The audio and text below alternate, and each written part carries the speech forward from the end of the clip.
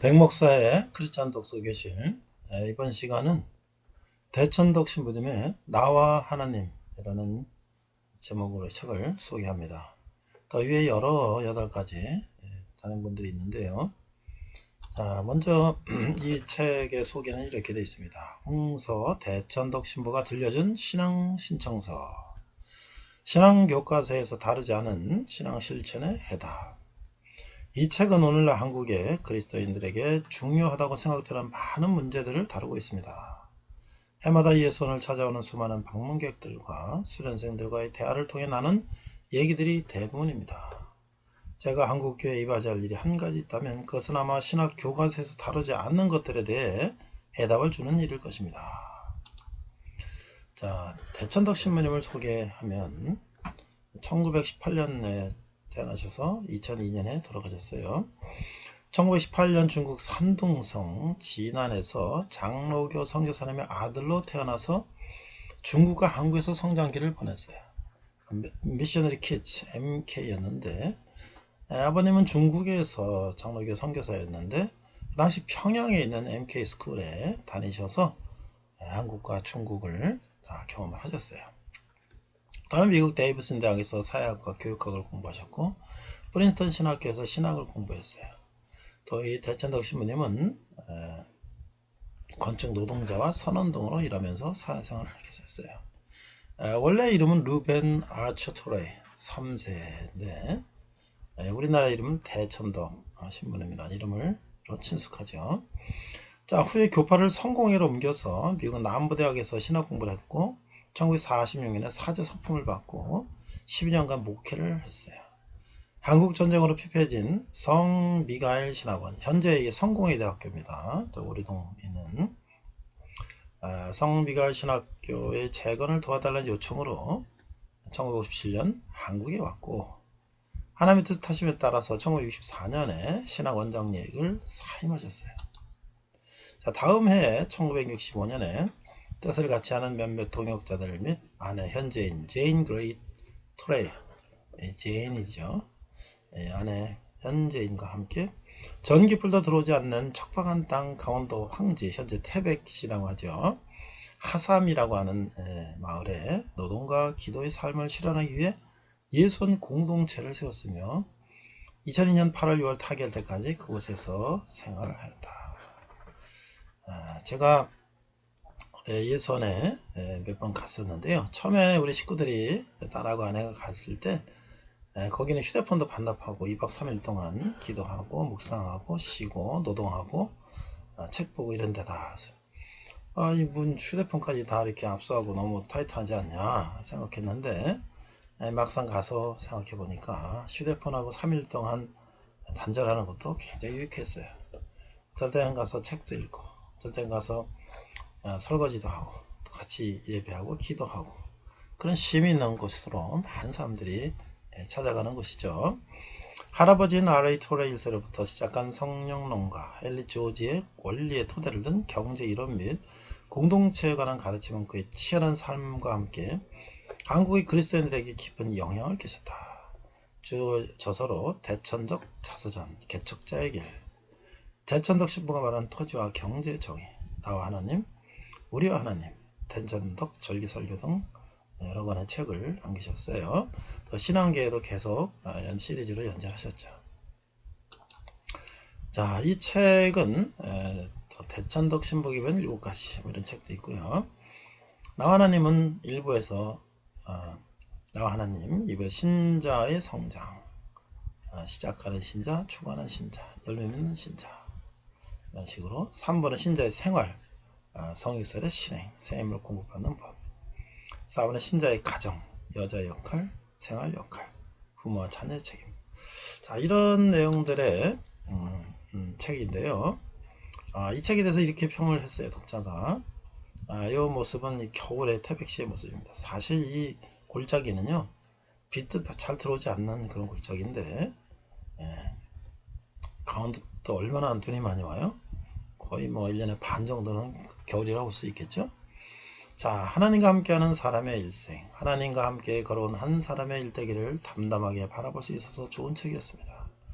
그저 걸은 발자국만을 회상하며 적은 글이 아니라 한 발자국씩 인도하시며 말씀하시는 하나님과의 동행을 증인하는 글입니다. 대천덕 신부님의 발걸음은 하나님께서 한 사람을 이 세상에 보내시고 그 한 사람을 통해 이 땅에서 이루기 원하시는 소명을 향해 걸어가는 작은 오솔길 같습니다. 이렇게 평을 했어요. 또 이분은 이제 예수원에서 같이 훈련받았던 분이신 것 같아요. 그리운 할아버지. 저는 예수원에서 3개월 훈련을 받을 기회가 있었습니다. 그리고 기회가 되면 늘 할아버지와 함께 밥상에서 저녁을 먹으려고 했습니다. 가까이서 뵌 할아버지는 너무나 존경스럽고 위대하신 분이기도 했지만 전 할아버지처럼 친근하고 따뜻한 분이셨습니다. 친할아버지처럼 친근하고 따뜻한 분이셨습니다. 무엇보다도 그 겸손함은 제가 매우 가장 배우고 싶은 부분입니다. 이렇게 썼어요. 이외에도 여러 책들을 쓰셨는데 또한 이 대천덕 신부님께서 중요한 것은 토지 정의를 실현하기 위해서 매 대통령들 취임하면 대통령 연락해서 이 토지 정의에 대한 이야기를 늘 하셨다고 그래요. 그래서 이 대천덕 신부님께서 많은 사람들에게 선한 영향력을 끼치셨는데 특별히 토지 정의, 헨리 조지라고 하는 미국의 학자의 사상을 이어받아서 그래서 실천하신 분이다. 제가 예선에 가서 산책을 하면서 오른쪽 동산 쪽으로 가다 보니까 무슨 묘가 하나 있었어요. 그래서 이게 누구의 묘인가요? 신부의 묘인가? 해보니까 장로의 묘가 되어 있어요. 그래서 여기 아마 처음에 같이 사회 가신 분인가 보다 했는데 이게 기슭으로 이렇게 돌로 싼 낮은 이렇게 담장 앉을 수 있는 정도의 이렇게 돌로 싼 담이 있는데 이렇게 보니까 그 밑에 대천덕 신부님의 묘비가 있어요.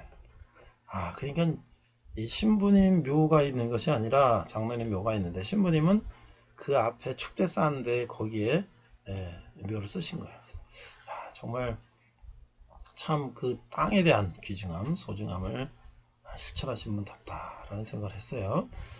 저는 그때 신부님 돌아가시고 현재인 사모님 계실 때 같이 식사도 하고 잠깐 몇 마디 나누고 그랬는데 참 인자하신 분들 지금 다 돌아가셨죠. 우리 한국에 선한 영향을 끼친 대천덕 신부님의 예수원도 한번 방문해 보시고 여기 나와 있는 여러 가지 신부님의 책들도 한번 보시길 권합니다. 특별히 토지정에 대한 책들도 한번 봤으면 좋겠습니다. 이상 백목사의 크리스천 독서 교실이었습니다. 네, 이번 시간은 모세오경 8번째 시간으로서 구별된 삶에 대한 하나님의 지침이라는 제목으로 말씀을 나누고자 합니다. 오늘 말씀은 레위기 11장부터 27장에 대한 말씀입니다. 먼저 제가 본문은 레위기 25장 23절 말씀을 자막을 통해서 한글과 영어 NASB 버전으로 읽도록 하겠습니다. 23장 3절 레위기 25장 23절 토지를 영구히 팔지 말 것은 토지는 다 내 것임이니라. 너희는 거류민이요 동거하는 자로서 나와 함께 있느니라. 자, 이제 레위기 25장 23절의 영문으로는 이렇게 되어 있습니다. The land, moreover, shall not be sold permanently, for the land is mine, for you are but aliens and sojourners with me. 이렇게 되어 있어요. 그러니까 그 땅이라는 것은 영원히 팔지 말 것이요. 왜냐면 그 땅이라는 것은 나의 것이기 때문에 너희들은 거류민이요 나와 동거하는 자이다 라는 것이. 자, 그러면 이 레위기의 11장부터 27장까지는 어떤 내용입니까? 자, 먼저 거룩한 삶을 살아가도록 정결법을 주시는 하나님. 성경에서 말하는 이 거룩하는 것은 곧 구별됩니다. 모든 죄악된 걸로부터 구별되는 것이다. 하나님은 하나님의 백성들이 주위에 죄악된 사람들이나 악한 풍속들로부터 구별되기를 원하셨다는 것이에요. 이스라엘 백성들은 애굽의 이방 문화에서 벗어났지만 앞으로 가나안 땅의 이방 문화에 둘러싸이게 될 것입니다. 하나님 이스라엘 백성들이 죄악된 삶의 모든 양식들을 버리기를 원하셨던 것이에요. 오늘 하나님을 만든 하나님 믿는 우리도 구별된 삶을 살아야 한다라고 하는 것이죠. 나가서 거룩하신 하나님에 대한 진리를 불신자들에게 증거해야 된다. 우리가 구별된 거룩한 삶을 살아간다면 하나님께서는 그로 인해 우리가 살 것이라고 약속하셨다라는 것이죠. 하나님의 거룩하심을 본받아 우리도 이 죄악된 세상에서 구별된 거룩한 삶을 살아가도록 해야 한다는 것이죠. 그래서 11장에서 15장에 보면 정한 음식과 부정한 음식에 대한 규례, 문둥병에 대한 규례, 그리고 유출병에 대한 규례는 이것은 바로 오늘날 말하면 공중보건이라고 할 수가 있죠. 두 번째 18장은 이방인의 문란한 성습관에 대비하기 위한 성생활에 대한 교육이다. 그 다음 19장에서 20장은 이웃과 바른 관계에 대한 규례를 가르쳐 준다고 하는 것이죠. 이런 것들은 앞으로 이스라엘 백성들이 가나안 땅을 정복할 때 이미 형성된 그곳의 이방 문화에 무방비 상태로 노출되어서 하나님의 백성으로서의 정체성을 잃지 않도록 그 지침을 주는 것이다 라고 하는 것이죠. 이렇듯 하나님 나라가 이루어지기 위해서는 그 백성들이 이 세속과 섞이지 않고 그 정체성을 유지할 뿐만 아니라 이방 문화의 현장에 하나님의 사랑과 공의의 문화를 심어야 하는 선지자적 사명도 함께 있다고 하는 것을 말해주고 있는 것이에요. 구약에 있어서의 구별된 삶은 규례를 지키는 단순한 수동적인 순종적 삶이라고 하는 것이에요. 그러나 신약적으로 구별된 삶은 단순히 수동적 삶을 넘어서 보다 능동적이고 더 적극적인 삶이라고 하는 것이죠. 구별된 삶은 그래서 그리스도인들은 구별된 삶을 산다는 이유로 이분법적 사고로 세상과 선을 긋고 그런 삶을 중요하게 생각하는 그런 삶을 살아서는 안 된다라고 하는 것이에요. 그리스도인들은 오히려 더 적극적으로 세상을 향하여 나아가서 그 세상의 시대정신을 주도하며 세상에 그리스도의 문화를 심어야 한다고 하는 것이죠. 사도행전 17장 6절의 하반절을 보니까 천하를 어지럽게 하던 이 사람들이 여기도 이름에 이런 말씀이 있어요. 이 구절에서 초대교회 시절의 이방인들은 그리스도를 천하를 어지럽게 하던 이 사람들, 영어 성경에 뭐라고 되어 있냐면 These men who have caused trouble all over the world. 전 세계의 문제를 일으킨 사람들이다. 그러니까 다시 말하면 세상을 뒤집어 엎은 사람들이다. 이런 뜻이죠. 그리스도의 문화로 세상 문화를 바꿨다고 하는 것이에요. 자, 13장에서 14장을 보니까 죄의 상징으로서의 문둥병을 말하고 있어요. 예수님 지상 사역에서 이 문둥병을 고쳐주셨죠. 자, 16장, 17장은 속죄와 관련해서 제사와 피에 관한 규례에 대해서 언급하고 있어요. 16장은 이 속죄일의 중요성을 언급하고 있습니다. 이 속죄일은 유대인들이 욤 키프르, the day of atonement, 속죄의 날이다 라고 해서 오늘날에도 지키고 있어요. 이 대제사장이 1년에 한 번 지성소에 들어가서 속죄함을 받는 의식을 치르는 날이에요. 창세기 3장 2절에서 발생한 죄를 해결하는 길은 피밖에 없고 제물인 짐승의 피는 1년만 유효할 뿐이라고 하는 것이에요. 그러나 대제사장인 예수님이 우리를 대신해서 제물이 되어 뿌린 피는 영원한 속죄력을 갖고 있다고 하는 것이죠. 히브리서 10장 1절 이하는 이 장에 대한 신학적 해석을 이렇게 하고 있어요. 히브리서 9장 22절 하반절에 보니까 피 흘림이 없은 즉 사함이 없느니라. 그러니까 히브리서는 레위기를 메시아적 상징으로 해석해주고 있다라고 하는 것이죠. 그러면 히브리서는 반드시 레위기의 눈으로 읽어야 하고 레위기는 반드시 히브리서적으로 번역해야 해석해야 한다는 것이죠. 찬송가 184장은 나의 피를 씻기는 예수의 피밖에 없네라고 찬송하고 있어요. 제가 박순영 장로님하고 내 영혼의 진성찬이라고 하는 그 60년 신앙생활을 한 이 초등학교밖에 안 나오신 장로님이 그 신행생활 하면서 성경을 읽고 또 젊었을 때는 성경 가르치는 교사로서 평생을 성경을 읽고 결론이 뭐냐? 구약은 신약에 오실 예수님의 모형이다. 신약은 그 모형, 구약의 모형 완성하신 분이 바로 예수님이다. 그러니까 구약은 뭐예요? 신약에 오실 예수님 주인공의 그림자다라고 하는 것이죠. 자, 우리가 16장에 보면 희생양이라고 있다. scapegoat. 자, 한 제비는 여호와를 위하고 한 제비는 아세사를 위하여. 레위기 16장 8절 말씀이에요. 염소 중 한 마리는 사람들의 속죄 제물로 바치기 위해서 죽였다고 하는 것이죠. 제사장은 그 다음 두 번째 염소의 몸에 두 손을 대고 백성들의 모든 죄를 염소 위에 고백하여 사람들의 죄를 뒤집어 쓴 그 염소를 광야로 내몰았다고 하는 것이죠. 이 두 번째 염소는 아사셀에게로 간다고 성서에 기록되어 있어요. 이 아사셀은 무엇인가? 한 성서 해석자는 이 단어의 의미가 영어의 희생양, scapegoat라는 이름, 이 단어를 파생시키는 떠나는 염소 또는 도망치는 염소라는 의미를 가지고 있다고 의견을 제시하고 있어요. 그에 반해서 다른 학자는 염소가 보내지는 장소의 이름이 아사셀이라는 그 의견을 제시하고 있어요. 대부분의 학자들은 이 단어가 성난 염소와 유사한 의미를 가진 그런 뜻으로 생각하고 있어요. 아사셀은 사악한 정령들이 즐겨 거주하는 지역으로 믿어지는 그 사막에 있는 악마의 거처인 것으로 여겨지고 있어요.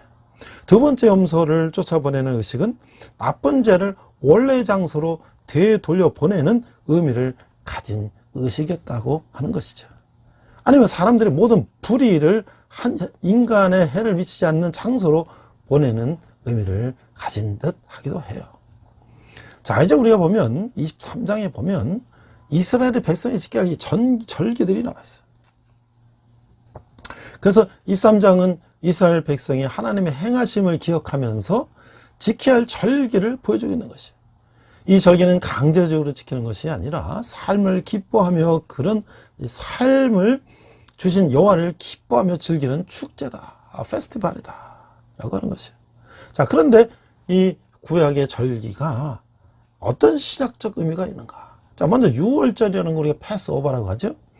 유대 종교력은 1월 14일인데 애굽에서 출애굽할 때 죽음의 그림자가 넘어갔던 것을 기념한 것이죠.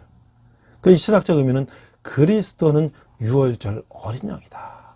예수의 어린 양의 피를 문설주에 발랐을 때 죽음이 넘어가는 것처럼 우리 예수의 보혈의 피로 말미암아 우리의 죄가 속죄함을 받았다. 두 번째 절기는 무교절이라고 해요. 무교절. 유대 종교의 1월 15일에서 20일인데 애굽에서 급히 탈출한 고생스러운 일을 기념하고 있다. 그래서 이들은 이제 교모를 넣지 않은 딱딱한 빵과 신발끈을 묶고 바로 탈출하는 거예요. 그래서 뭐냐면 옛 삶을 벗고 새 삶을 시작하는 의미를 가지고 있다고 하는 것이에요.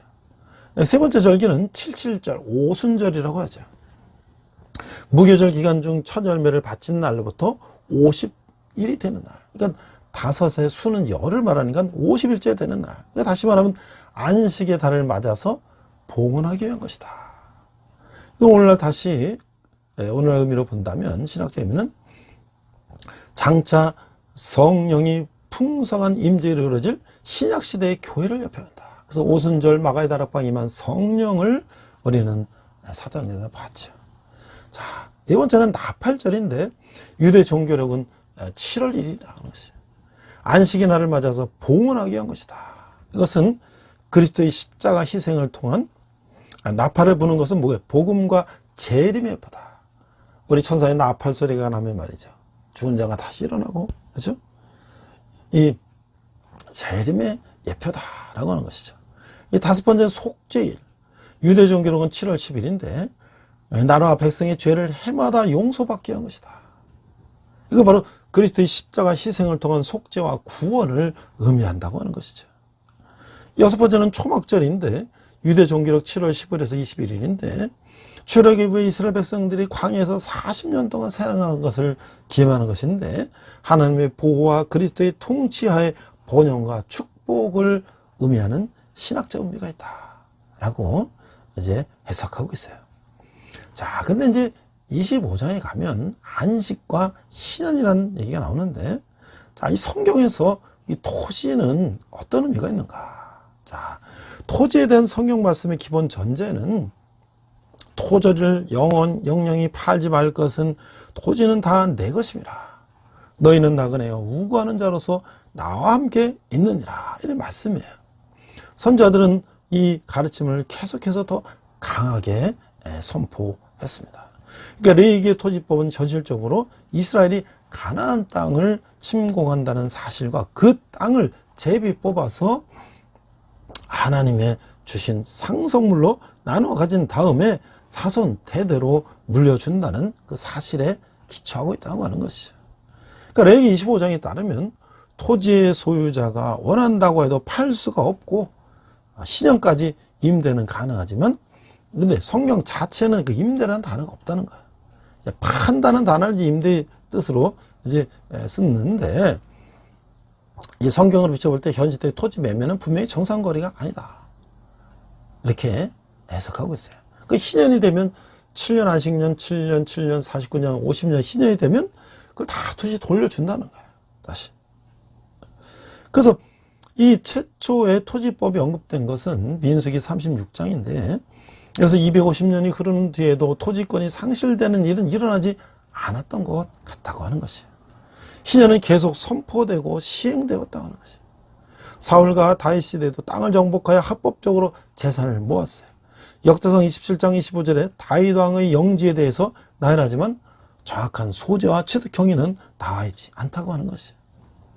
이 토지법을 계약한 악명 높은 아합 왕이 있었죠. 아합은 사무엘의 선지자의 엄중한 경고대로 그 일을 인해 이스라엘의 역사에서 최악의 폭군이라는 오명을 남기게 되었어요. 거의 모든 문명의 초기 단계에는 땅이 인간에게 필수 불가결한 조건이며 자유로운 토지 사용권이 인간의 기본권에 속한다는 인식이 있게 마련했다는 것이에요.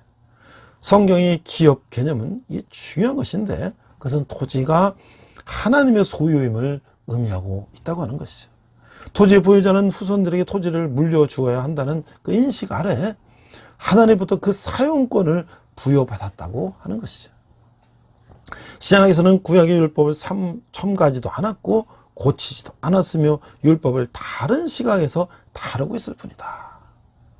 하나님께서는 그 백성이 지키지 못한 율법을 폐지하시는 것이 아니라 그 율법들을 그들의 마음에 쓰시며 그분의 영을 그들 안에 두시고 그들에게 임하게 하셔서 외부에 강제 없이 지킬 수 있게 하겠노라고 약속하신 것이다 라고 하는 것이에요.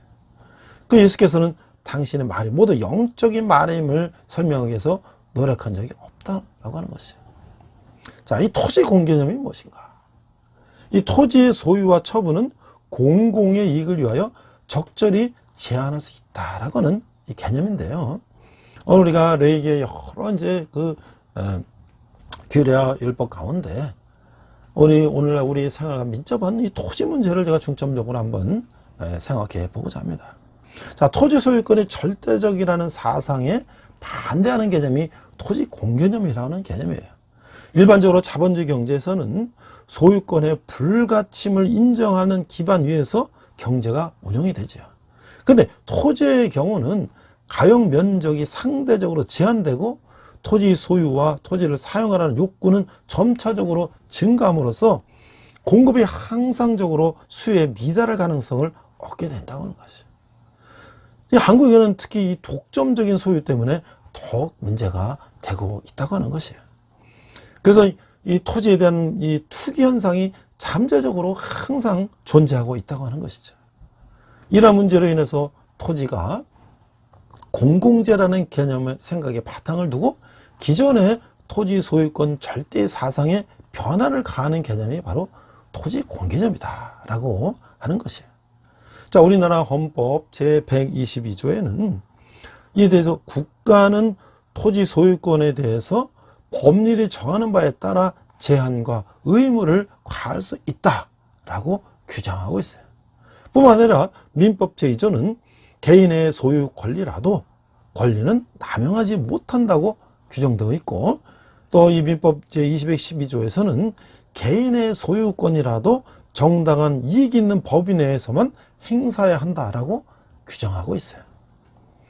이에 대해서 본격적으로 1980년대 후반에 전국적으로 불어닥친 부동산 투기 열풍과 이에 따른 심각한 규모의 땅값이 상승이 되어서 이 서민의 생활고를 가중시키고 부동산 투기가 심각한 문제로 부각될 때 이런 것들이 이루어졌다는 것이에요.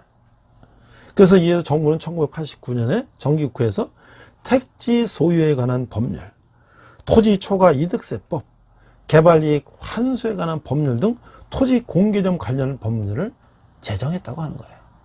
자, 그러면 이 성경에서의 그 희념의 개념을 오늘날 현대적인 개념으로 그것을 연구하고 주장한 학자가 있는데 그 사람이 바로 헨리 조지라고 하는 미국의 경제학자이고 유명한 사회활동가라고 하는 것이에요. 그는 일생 동안 토지 문제에 대해서 연구하고 토지개혁 운동의 전파에 전력을 다했다라고 하는 분이죠. 1879년에 출판된 그의 책 진보와 빈곤은 출판되자마자 당시 토지개혁의 재창자들에게 끊임없는 감동과 흥분을 가져다 줬고 그에 따라 그의 명성 역시 크게 떨쳐졌다라고 전해지고 있어요. 그의 영향 아래 토지개혁을 전파하고 선동하는 여러 조직과 단체들이 곳곳에 세워졌다고 하는 것이죠. 미국에서는 비교적 유명한 단체 자유토지협회, 또 영국에서는 영국 토지회복동맹, 후에 영국 지가 과세동맹으로 이름이 바뀌었다고 해요. 그는 또 미국에서 직접 전국 단일세 동맹을 발기하여서 조직화해서 적극적으로 단일 지가세, 이게 뭐냐면 싱글 텍스라고 하는 것인데, 자, 이것은 뭐냐면 이것을 지가세로 번역했는데 이것은 지대 땅에 대한 사용을 과표를 하는 지대세의 개념에서 어긋나서 지대가 아닌 지가를 과표를 한다는 오해를 살 수 있기 때문에 그것보다는 아예 토지 가치세다로 표현하거나 아니면 이 책의 번역자가 번역한 대로 지대를 지조, 땅에 대한 세금을 사용해서 땅에 대한 사용세, 지조세로 번역하시 더 좋았을 것이다 라고 이제 이야기하고 있어요. 자, 이런 주장을 추진해 나갔으며 토지개혁, 세수개혁이 세계적인 운동을 불러일으켰다. 그러니까 이런 것들은 급진적인 정치활동 중에 뛰어난 업적을 세우는 큰 문을 그들에게 열어줬다라고 하는 것이에요. 그 말년에 그는 두 차례 뉴욕 시장 후보로 추천되었어요. 그가 1897년 세상을 떠난 후에 그의 추종자들은 그가 제창한 진보운동을 실현, 이게 완전 아직 실현되지는 않았지만 부분적인 또 점진적인 실현 사례는 전 세계적으로 많은 영향을 끼쳤다라고 이야기하고 있어요. 그래서 그는 진보와 빈곤이라는 책 외에 이 헨리 조지의 기타 저서로는 토지 문제, 보호냐, 자유무역이냐, 정치, 경제학, 뭐 이런 책들을 지었죠. 자, 그런데 이 헨리 조지의 가장 대표적인 정책이 유명한 바로 단일세, 싱글 텍스라고 하는 것인데, 단일세라는 것은 말 그대로 소득세와 같은 다른 종류의 모든 세금을 없애고 지대, 토지세에만 세금을 부여하자는 그런 정책이에요. 이렇게 단일세를 주장하게 되는 이유는 당시 상황과 자신의 환경 탓이기도 했는데, 그때 이제 산업혁명이 일어나기 전에는 대다수 사람들이 삶이 거의 비슷비슷했다는 거예요. 근데 산업혁명이 일어나고 부의 축적이 이루어지면서 빈부의 격차가 일어나게 되었다라고 하는 것이죠. 다시 빈민층, 이 헨리 조지도 빈민층에 속할 수 있었죠. 그래서 미국 전역을 돌아다니면서 출판 일도 돕고 막일도 했던 헨리 조지 역시 피부에 닿을 정도로 이런 사항을 잘 알게 됐다는 것이에요. 그래서 이 빈부의 격차가 일어나는 이유가 무엇일까 고민하던 차에 그가 생각하는 것이 바로 땅을 소유하고 있는 사람들, 그들이 일을 하지 않아도 돈을 벌어들이고 아무것도 가지지 못하는 이들은 열심히 일해도 가난에서 벗어날 수 없다는 것을 깨닫게 됐다는 것이에요. 이 지대에 대한 세금만 나라에서 걷어들이고 열심히 일해서 벌어들인 소득에만 세금을 부과하는 하자는 단일세를 주장하게 됐다는 것이에요. 덧붙이자면 이런 빈자, 가난한 자의 편에 서서 소득의 재분배를 외치던 헨리 조지는 당시 막스주의 좌파로 많이 오인되기도 했다. 그렇죠. 땅을 국가 소유로 한다는 것은 바로 공산주의자들이 주장하는 그런 주장과 비슷하잖아요. 하지만 이 구분을 하자면 큰 정부를 주장하는 이 좌파와 작은 정부를 주장하는 그 시장주의에 맡기는 우파 성향의 중간 형태가 아닐까. 거의 좌우의 중도적인 노선이 아닐까. 이렇게 이제 생각이 된다는 거예요. 그래서 위에서 설명하다시피 그 가난한 자의 편에 서서 부의 재분배와 좀 더 평등한 세상을 원했지만 단일 세율을 주장했듯이 작은 정부를 주장하게 됐다. 하지만 우리 이 땅을 소유한 대부분 사람들은 어떻습니까? 과거나 현재나 기득권 계층이라는 거예요. 따라서 헨리 조지의 이론이 힘을 받기 힘들 수밖에 없었다고 하는 것이죠. 과거 이 정부의 참여정부에서도 부동산 정책을 보면 헨리 조지의 이런 영향을 많이 받았지만 어려움이 많은 것도 이 같은 맥락에 있다고 하는 것이죠. 그래서 우리 이승만 대통령도 지주의 땅을 유상몰수해서 소작농들의 유상 분배하는 이런 것들을 이제 해방 이후에 정부 수립 이후에 그걸 했지만 그 많은 이제 제주들의 기득권층에 반대가 있었죠. 그러나 그는 땅을 모든 사람에게 나눠주는 그런 어떤 부의 어떤 그 재분배를 강력하게 시행했기 때문에 우리나라가 그 많은 소작농들이 작은 땅이라도 자기 땅을 가지고 경작해서 경제적인 독립을 이룰 수 있었던 것이 우리나라가 이만큼 경제 발전하는 데 크게 기여했다는 것이죠.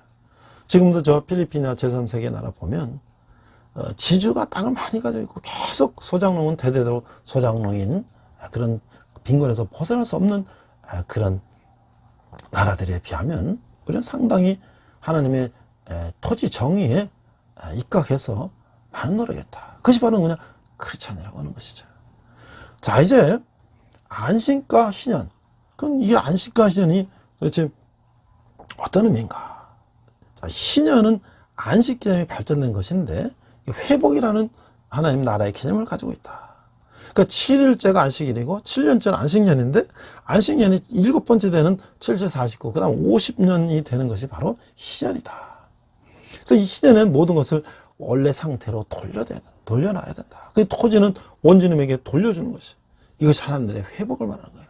우리가 다 리셔플이라고 합니다. 리셔플. 우리가 카드 놀이할 때 한 카드 한 게임이 끝나면 다시 다 걷어서 다 이렇게 추려서 다시 배분하는 것처럼 희년 50년이 되면 땅이 한쪽으로 몰린 것을 다시 돌려주는 그런 제도를 하나님께서 만드셨다고 하는 거예요. 그래서 그 희년에 해당하는 히브리어는 요벨이라고 하는데 수양의 뿔이다라는 뜻이라는 거예요. 수양의 뿔을 불어서 희년의 시작을 알린 데서 유래한 명칭이라고 하는 것이에요. 그래서 희년을 요벨의 해다라고도 하기도 하는 것이죠. 자, 희년은 50년마다 돌아오는 신자유와 해방의 해를 맞이한다. 7년 신유교의 마지막 해인 안식년을 7번 보낸 다음에 즉 50년 해에 속죄일에 대제사장이 나팔을 불어 선포함으로 1년 동안 지키는 규례라고 하는 것이에요. 레위기 25장 10절에 나와 있죠. 희년이 되면 땅을 쉬게 했으며 모든 빚진 것을 탕감해주고 땅의 소유권을 원래 주인에게 되돌려 주야만 했다는 것이에요. 그리고 동족의 종들을 가족의 품으로 돌아가게 했다고 하는 것이에요. 하나님은 희년 규례를 통해서 땅의 궁극적인 주인은 하나님이신 것을 기억하게 하셨다고 하는 것이에요. 오늘 본문에서 우리가 읽었죠. 또한 이스라엘 백성도 자신들이 애굽에서 노예로 살던 자들이었던 것을 기억하고 그들을 구원하신 분이 하나님이심을 기억하도록 하셨다고 하는 것이에요. 레위기 25장 38절 말씀이죠. 그리고 각 지파가 분배받은 땅을 보존하게 하심으로 이스라엘의 공동체를 보존하기 위한 뜻도 있으셨다고 하는 것이에요. 하나님은 가난한 사람들을 돌보시는 진정한 하늘 아버지심도 희년 규례에서 알게 해주셨다고 하는 거예요. 그 해방의 해인 희년은 이사야에서 은혜의 신원의 날로 선포되었어요. 이사야 61장 1절 2절 말씀이죠. 예수님의 오심으로 죄와 죽음의 노예로 사는 인간에게 참된 자유와 해방의 희년을 주셨다고 하는 거예요. 그래서 누가복음 나오죠. 그러므로 예수 그리스도의 영원한 희년을 맞아 살아가는 우리는 희년 규례를 통하여 가난한 이웃에게 행하기를 원하시는 말씀에 순종하며 살아가야 한다고 하는 것이죠. 주 안에서 지체가 된 형제 자매는 영원한 유업을 받을 사람이며 자유와 기쁨을 맛보도록 함께 부름받은 사람들이기 때문이다 라고 하는 것이에요. 자, 이 레위기 마지막에 보면 이 서원이 나옵니다. 27장에 보면 이 서원은 무엇인가? 서원은 하나님께 무엇을 하겠다거나 일정 기간 동안 하지 않겠다고 약속하는 것을 말하는 것이에요. 레위기 27장 29절 말씀이죠. 서원은 반드시 지켜야 했으며 이행하지 못할 경우는 속건제를 드려야 했어요. 레위기 27장은 서원의 대상, 이 서원물로서 사람이나 생축이나 집이나 밭 등을 기록하고 있어요. 사람에게 속전을 바치도록 했으며 바쳐진 속전은 성전 수리나 제사장의 생계에 도움을 주는데 사용됐다고 하는 것이에요. 생축은 다른 것으로 대체할 수 없었으며 부정한 동물이면 그 생축의 값에 20%를 더하여 드렸다고 하는 것이에요. 집을 드리고 했을 경우 제사장이 정한 값을 드려야 했고 무르게 안 된다면 그 집값에 20%를 더하여 드렸다고 하는 것이에요. 땅이 겨는 경우는 희년을 중심으로 하여 매겨진 값에 따라 달랐다고 하는 것인데 무르기로 한다면 그 값에 더하여 드려야 했다. 생축의 첫 새끼나 하나님께 아주 바쳐진 것들은 속하거나 물을 수 없었다고 하고 있어요. 자, 이 서원이라고 하는 것은 하나님께 더 깊은 헌신을 하는 좋은 기회가 되지만 거룩한 하나님을 향한 것이므로 함부로 해서는 안 된다고 하는 것이에요. 자, 이제 앞에서 희년, 이 토지를 다시 무르는, 다시 재분배하는 그런 희년의 법을 얘기했는데요. 그 헨리 조지라고 하는 미국의 경제학자가 그것을 주장을 했어요. 그래서 전 세계적으로 토지 공개념이라는 개념들이 많이 이제 인식이 되고 또 그런 제도가 도입되고 되었죠. 근데 우리나라에서는 대천덕 신부님이라는 분이 많은 것들을 얘기했지만 또한 이 부분을 많이 강조하셨죠.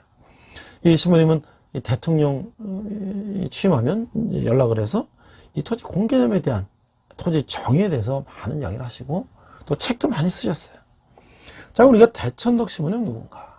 이거는 르벤 아츠토레라는 3세라는 미국 이름을 가지고 있는데 우리는 대천덕 신부님으로 아주 유명하죠. 우리나라 이름을 지었죠. 자, 1918년 산동성 중국에서 태어나셨는데 원래는 장로교 선교사님 아들이었어요. 그래서 이제 중국에서 살다가 미셔너리 키즈, 선교사 자녀학교가 평양에 있는 자녀학교를 다니셔서 이분은 이제 중국과 한국을 다 경험하시고 이제 성장을 했어요. 다시 미국에 가서 대학에서 사회학과 교육학을 하시고 프린스턴 대학에서 신학을 공부했는데 이분은 젊었을 때 자기가 건축 노동자 선언 등을 하면서 이 사회를 많이 익혔어요. 이 사실 우리 목회자들이 이 세 사회의 어려움, 밑바닥, 또 높은 곳, 이 모든 것들을 경험한다고 하는 것은 상당히 중요하죠. 왜 교파를 성공회로 옮겨서 미국 남부대에 신학 공부를 했고 이제 성공의 신부가 됐어요. 그래서 이제 현재 우리 동에 있는 성공의 대학을 6.25 이후에 그것을 이제 성미가엘 신학원이라는 것을 이제 재건하는데 오셨다가 몇 년 동안 그 일에 이제 전념하시고 하나님 뜻을 따라 이제 어디로? 강원도 태백으로 지금도 그것에 가려면 태백까지 이제 기차를 타고 가서 거기서 또 버스를 타고 하삼의 예수 마을 밑에까지 가는데요. 지금도 굉장히 먼 길인데 그 당시 1960년대 정말 강원도 산골을 그 계곡에 들어가서 그 영국식 수도원의 그 모습으로 건물들을 돌로 쌓고 짓고 말이죠. 그것을 이제 시작하셨어요. 그래서 몇몇 동역자들과 함께 그 현지인 제인 그레이 토레이라고 하는 사모님과 함께 전기불도 들어오지 않는 그 척박한 땅 강원도 황지, 현재 이 태백시의 그 하삼의 노동과 기도의 삶을 실현하기 위해서 예수원 공동체를 세웠고, 이제 2002년에 돌아가실 때까지 그 생활하셨다. 그래서 이 할아버지 토레 1세부터 시작한 이 성령론과 해리 조지의 원리의 토대를 둔 경제 이론 및 공동체에 관한 가르침은 그의 치열한 삶과 함께 한국의 그리스도인들에게 많은 영향을 끼쳤다. 그래서 대천덕 자서전, 대천덕 신부가 말하는 토지 경제 정의, 또 나와 하나님, 우리와 하나님, 뭐 여러 책들이 있는데 여러분들의 그 일독을 저는 강력히 추천합니다. 자, 그럼 이 대천덕 신부님의 토지 공개념은 어떤 의미였는가? 그 이제 예수원 50주년을 기념해서 거기에 이제 그 어떤 모임의 그 의장이 계신데 하고 이제 이렇게 인터뷰한 내용을 제가 이렇게 봤어요. 보니까 자, 이 강원도 태백 산골짜기에 자리 잡은 한국교회의 영성의 샘터, 그 예수원이 50주년을 맞았다. 그래서 그 예수원이 추구하는 영성과 복음이 무엇인가 하고 거기 이제 그 리더격인 분들에게 인터뷰를 했어요. 자, 그래서 거기는 이제 서로 이제 형제 자매라고 하는데, 자, 예수원은 어떤 곳입니까? 좀 소개해달라고 했더니, 예수원은 1965년 성령 강림절에 시작이 됐는데, 이 대전덕 신부님께서 성공회 신학 원장 7년 동안 하시고, 이제 기도와 노동들에 대해서 가르치는데, 학생이 처음 그 반응이 없다는 거야, 그거에 대해서. 그래서 내가 실제적으로 내가 실험할 장소를 만들어야 되겠다 해가지고 이 산골짜기에 들어와서 노동과 기도를 실천하는 그런 수도원을 만들었다. 그래서 예수님 많은 분들이 정말 하나님이 실제로 이곳에서 어떻게 역사하는지를 참여하기 위해서 예수원을 찾아오신 분들이 많다. 저도 이제 거기 가면은 이제 회비가 없어요. 그냥 2박 3일 먹고 자고 주는 대로 같이 먹고 자고 하는 거예요. 그리고 나갈 때 자기가 은혜 받은 대로 헌금하고 가는 거야. 근데 그 들어갈 때는 예약을 해야 돼. 인원이 뭐 제한이 있어요. 뭐 한정 받을 수 없는 공간이기 때문에. 또 어떤 분들은 뭐 해외 선교 갔다 와서 그냥 잠만 자기도 하고, 그렇죠? 쉼을 얻는 거예요. 그러니까 뭐 이 예배 모임에 강제로 나가지 않아도 돼요. 그리고 또 우리가 노동하려면 이제 봄, 가을철, 여름철에는 이제 가서 노동, 밭도 갈고 뭐 여러 가지 그런 것도 하지만 또 뭐 그거 안 해도 돼요. 그냥 책, 신부님의 그 이제 서재가 도서관에 돼 있는데 저도 어떨 때는 가서 3일 동안 가서 그 책만 읽다 온 적도 있고 어떨 때는 가서 설거지 한 적도 있고 그래요. 자, 이 예수, 근데 거기서 또 한 가지 중요한 건 뭐냐면 침묵 기도를 해요. 우리는 기도 안에서 통성 기도하고 뭐 부르짖는 기도 많이 했는데 여기는 침묵 기도를 해요. 근데 그것도 또 우리가 새로운 예수님께서 하신 여러 가지 기도 방법을 우리가 실천해 보는 방법이라고 할 수가 있겠죠. 그러니까 예수를 하나의 기도하는 장소, 하나님을 만나는 장소뿐 아니라 공동체로서 많은 사람이 함께 책임져 사는 그런 곳, 많은 분들에게 정말 하나님이 얼마나 많은 사람들, 어떤 사람들을 사랑하고 계신지를 보여주는 그런 하나의 장소로 알기 때문에 예수님들이 많은 분들이 찾고 있고 그런 안식처 같은 그런 곳이다. 그래서 이 며칠만 다녀가지만 여기를 정말 영적인 고향이라고 말할 정도로 많은 분들이 그렇게 와서 평안함을 누리고 그는 가는 장소로 이용되고 있다.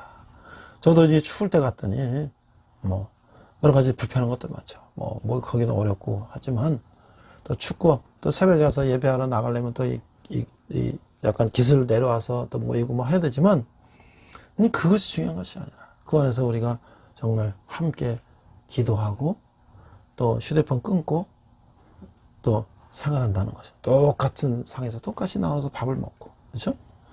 자, 또 어떤 사람들은 기도원 같은 스타일, 어떤 분은 또 수도원 같은 스타일, 여러 가지 다 예수님을 보는 스타일이 다르지만 예수님은 지금까지 50년의 기간을 많은 분들이 다녀가면서 정말 하나님과 함께 형제 자매로서 한 마음으로 생활하는 것이다. 이렇게 이제 알려지고 있다. 이렇게 설명하고 있어요. 자, 또 이렇게 질문했어요. 이 신부님이 돌아가신 후에 어떻게 운영되고 있나? 근데 이제 그 그 운영체가 형성이 돼서 지금도 그 공동체를 잘 운영하고 있다라고 하는 이야기들 하고 있어요. 근데 여기서 이제 중요한 게 뭐냐면 이 신부님이 얘기한 노동이 기도고 기도가 노동이다. 자, 이걸 좀 설명해 달라. 자, 이게 노동하는 것이 기도요, 기도하는 것이 노동이라는 것은 이 베네딕트 수도원에서 사용하는 표현인데 정말 기도가 근데 어떻게 노동이라고 생각할 수 있는가? 저도 여기서 이제 실제 생활하면서 노동을 할 때 우리가 그냥 일에만 전념하는 것이 아니라 일하는 그 정성, 마음을 담아서 하나님께 바쳐드리는 그 마음, 그것이 사실 어떻게 보면 기도라고 할 수 있다. 또 기도도 마찬가지예요. 기도도 우리가 하나님께서 기도하는 거지만 간절하게 기도하는 것이다. 그래서 우리 마음을 담아서 기도하기 때문에 그것이 강한 힘이 된다. 그래서 기도가 노동이요, 노동하는 것이 기도다. 우리들이 그 가운데서 우리가 얼마나 진심으로 담아서 노동을 하고 진심을 담아서 기도하는 것인지에 대해서 우리가 한번 하나님, 기도가 하나님 앞에서 하는 것이 아니라 일과 함께 그 가운데 하나님께서 함께 하신다는 것을 말씀하는 것이다 라고 이렇게 하고 있어요. 이제 마지막으로 이 신부님께서 이 개인적인 영성뿐 아니라 사회적 영성도 강조하셨는데 그 참된 영성이 뭐냐라고 질문했어요. 자, 이 저희들이 배우기를 신부님은 그것을 온전한 복음, 사회적 복음은 한 부분밖에 아니고 복음주의적 관점은 한 부분밖에 아니고 두 개가 같이 만나야 세상을 변화시킬 수 있는 복음이다. 이렇게 얘기했다는 거예요. 그래서 사실 말하면 왜? 개인적인 영성과 사회적인 영성이 두 바퀴가 있어야 된다. 그래서 우리 모든 삶이 성령님이 인도하신 대로 살아야 된다. 그 성령 인도하심이 구체적으로 세상을 향해 나타나야 된다고 하는 것이에요. 그러면서 성경적인 경제, 정의, 토지 문제, 이런 토지 문제가 해결이 되면 사회에 하나님의 공의에 대한 부분이 이 세상에서 제대로 나타나게 되고, 하나님의 공의가 나타나게 되면 구조적인 문제에서 오는 빈부격차가 자연스럽게 해결이 되고, 그런 많은 분들이 그것을 얘기할 때 자본주의적인 것에서 배척되는 것이 아닌가 하는 이야기를 하는데, 이 구조적인 문제들이 해결이 된 상황에서 자기 능력에 따라서 10달란트 받은 사람, 1달란트 받은 사람, 그 차이는 그 안에서 이루어질 수 있는데, 이 구조적인 문제는 그대로 두고 능력에 따라 이야기만 한다는 것은 끊임없이 빈부격차를 그대로 존속시키는 모습밖에 될 수가 없다고 하는 거예요. 그래서 어떤 한 사람이 이 사상이 아니라 하나님께서 이스라엘 백성에게 주어진 희년, 이 안에서 이미 하나님의 법으로 정해졌고, 헨리 조지도 우리 사회에서 맞추어서 경제법을 만들어 냈다고 하는 것이에요. 다시 말하면 이것은 뭐예요? 부동산 같은 불로소득을 우리가 있어서는 안 된다라고 하는 것이죠. 그래서 뭐 불로소득을 인정하게 된다면 땀 흘려 수고하는 사람들이 사라지는 것이다. 그래서 여러 이제 제도가 여러 방법들이 있겠죠. 그러나 우리가 이런 토지를 상속받아서 불로소득으로 사는 사람과, 그 다음에 그것에 매일 그것에 임대를 내고 계속 가난하게 사는 사람들이 존속된다면, 그래서 하나님의 희년의 법칙에 맞지 않는 것이 아닌가. 우리는 사회적인 어떤 공동 어떤 의식을 형성해서 이런 부분들을 우리가 실천해 나가는 것이 중요하다라고 생각이 들죠. 마지막으로 이제 또 여기서 이제 보니까 뭐냐면 이 통일교회를 대표하고 있다. 그래서 거기 이제 삼수령인가요? 그 높은 그 산 위에 목장도 만들고 여러 것들을 하고 있어요. 그래서 우리가 이제 통일되면 이 북한에서 어떻게 우리가 이제 더불어 살 수 있는가, 그것을 준비하는 것들을 이렇게 하고 있다고 하는 것이죠.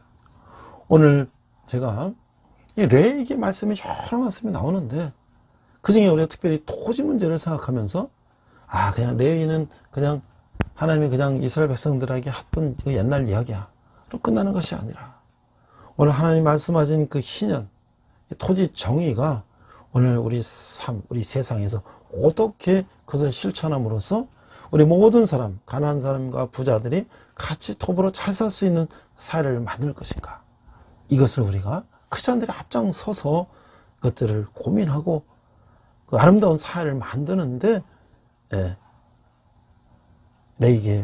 하나님께서 레위기를 우리에게 주신 그런 목적이 있나 생각을 해봅니다. 우리 한번 다시 한번 기도하겠습니다. 하나님 아버지 은혜를 감사합니다.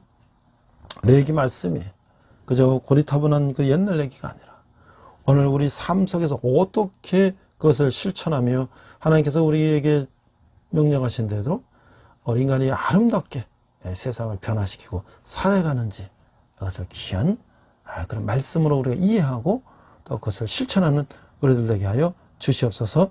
감사드리며 예수님 이름으로 기도했습니다.